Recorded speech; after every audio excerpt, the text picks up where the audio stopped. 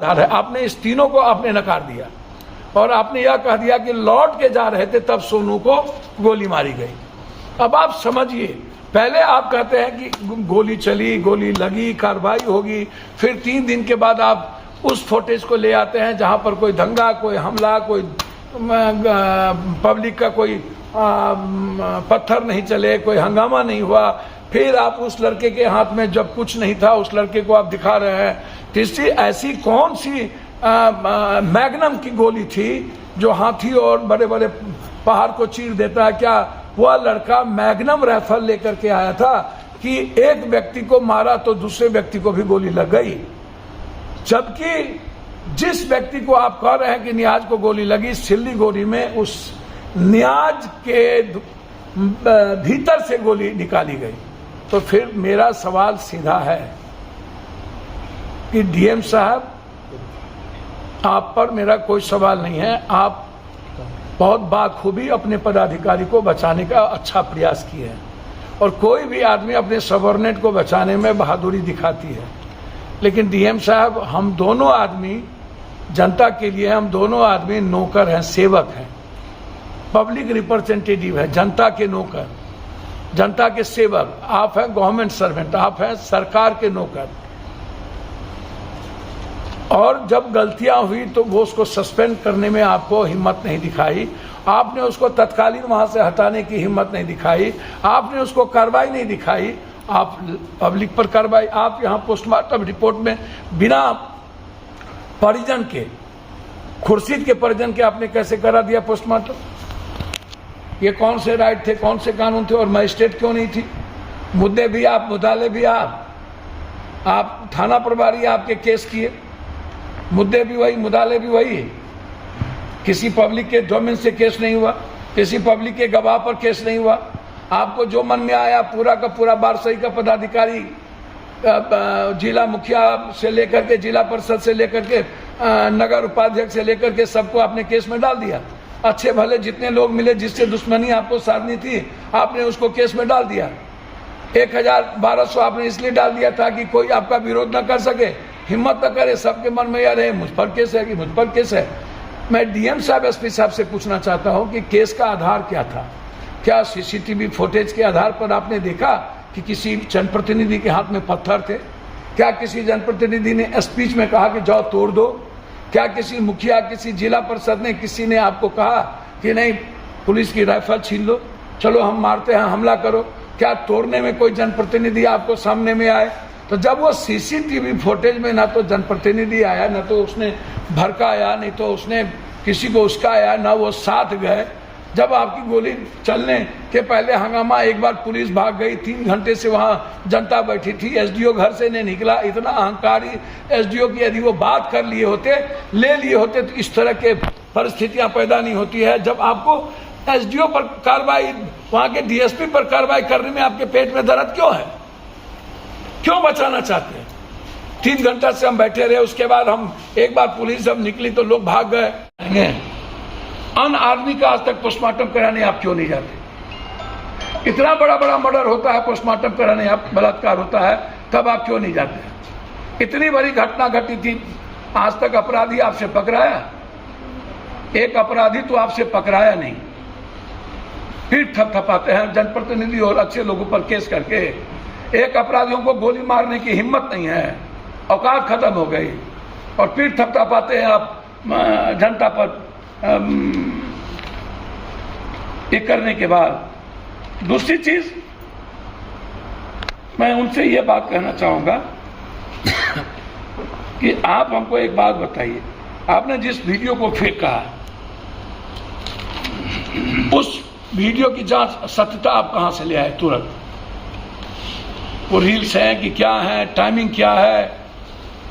आप इतने बड़े एक्सपर्ट हो गए, आप सभी चीज के एक्सपर्ट आप ही हो गए, तो सारा यहां से हटा दीजिए और डीएम साहब आप सब तरह के एक्सपर्ट का काम कर लीजिए। आपकी कोई टीम नहीं आई और आप एक्सपर्ट भी हो गए। सिर्फ अपने बचना के लिए पुलिस हेडक्वार्टर को आंख में धूल झोंकने का काम किया है। सारे बिंदुवार वो गलत हैं। मैं चैलेंज करता हूं, आप यदि सही हैं तो इसकी तत्कालीन आप लिखित भेजें और हाईकोर्ट के वर्तमान न्यायाधीश से आप जांच कराएं। हमको सीबीआई पर भरोसा नहीं। सीबीआई तोता बनी हुई है भारत सरकार। हम तत्कालीन जांच चाहते हैं। मैं मान लेता हूं कि पुलिस का बयान सही हो, तो क्या जनता इतनी झूठी हो गई और जनता गलत हो गई? और पुलिस की दो बात जो खुद कहती है, गोली चली और गलती हुआ, गोली लगी, क्या वो बयान सही था या ये बयान सही है डीएम की और एसपी की कि ये 3 दिन के बाद गलत सीसीटीवी लाकर कि इसके द्वारा, जबकि सिल्लीगुड़ी में गोली निकाला गया बदलने के लिए, पोस्टमार्टम भेज रखने के लिए, जबकि 3 दिनों तक आपने पोस्टमार्टम के बारे में कोई आपने प्रेस कॉन्फ्रेंस नहीं की है।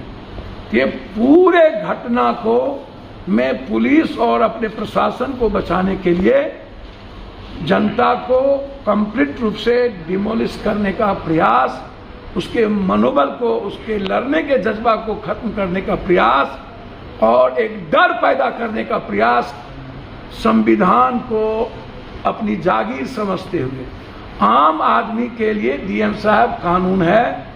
ये किसी पदाधिकारी, किसी अपराधी, किसी माफिया, किसी नेता के लिए कानून नहीं है। पूछता है यहाँ के एमपी जदयू के,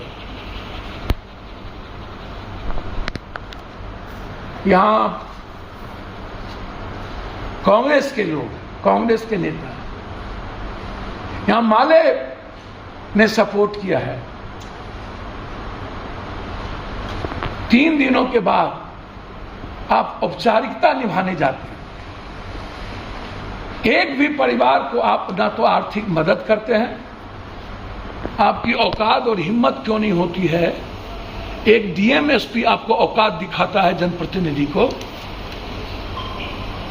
डीएम एसपी भी हमारे जनता के लिए है और हमारे एमएलए एमपी मंत्री भी जनता के लिए, मुख्यमंत्री भी जनता के लिए। हम डीएम एसपी के का रेस्पेक्ट को कम नहीं कर रहे हैं, लेकिन डीएम एसपी जिस तरीके से जनप्रतिनिधि को केस में फंसाया है और जिस जनता के द्वारा आप चुनाव आप जीतने जाते हैं, चोरी भी, सीना चोरी भी, शीशे के घर में रह करके डीएम साहब पत्थर फेंकिएगा, सूप बाजे तो बाजे, चलनियों बाजे, गोली चला करके आप उल्टे हम ही को डराइएगा, आंख दिखाइएगा। मैं पप्पू यादव हूं, मर जाऊंगा, मैं लड़ूंगा बारसोई का लड़ाई। होगी हिम्मत तो डीएम एसपी पप्पू यादव को रोक के दिखा दे।